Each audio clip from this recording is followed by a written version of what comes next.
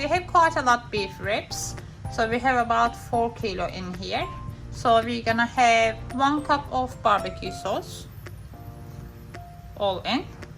We have 1 tablespoon of vegetable salt, 1 tablespoon of Italian herbs, and then we have more than 1 teaspoon of cracked black pepper. We're gonna put them all in, and then we're gonna mix them all together. We are covering our ribs with foil. Make sure it's all sealed. And then we're gonna put it in our oven on a high heat for 200, about hour and a half. Then we're gonna reduce the heat down to 175 for another 2.5 hours.